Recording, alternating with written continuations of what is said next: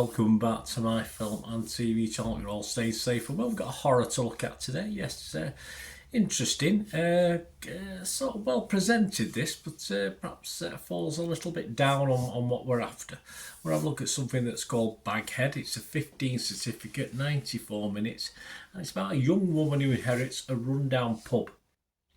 I think it's supposed to be in Berlin, I don't know what the significance of that is particularly, and discovers a dark secret within its basement. Baghead, a shape-shifting creature that lets one speak to lost loved ones. Yes, it's obviously, they should have wheel it around these halls and things where they do psychic readings and stuff, but probably wouldn't work.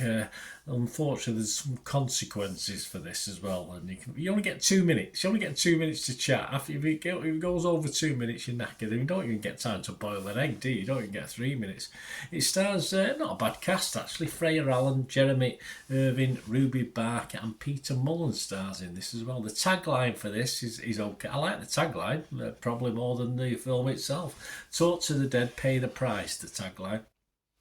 It does have some promising elements, my little thoughts on this, but sadly it doesn't quite deliver on as a whole. It's a great setting, a promising supernatural entity, an interesting scenario, but it's never really fully developed. I don't think there's enough people taking advantage of this creature's skills, in fairness, and not enough people taking notice of what the rules are. It's like Gremlins, about getting them wet and not feed them after midnight. Well, this, 2 minutes is 2 minutes. It doesn't mean 2 minutes 5 seconds. It means 2 minutes, but you wouldn't have a film otherwise, or any sort of film.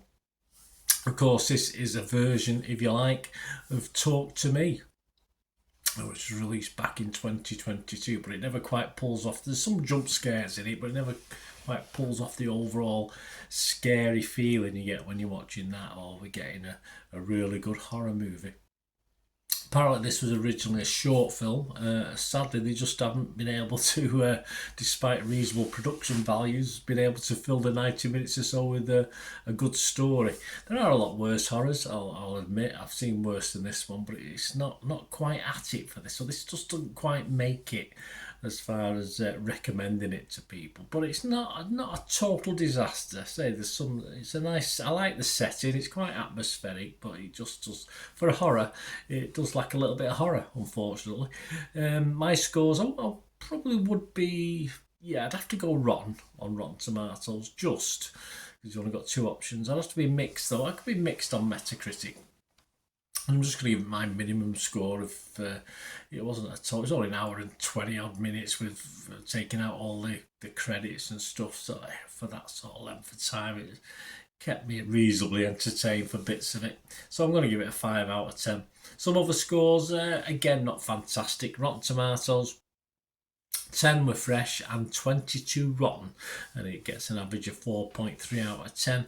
Metacritic users, 1 was positive, 3 were mixed, and no negative. So no negatives, so that's a good sign.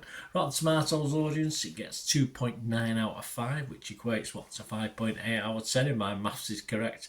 And Internet Movie Database that we always have a look at, 7,000 scores and reviews. I'm not too sure how long this has been out. I think you can perhaps buy this on DVD and certainly get it on some various streaming services.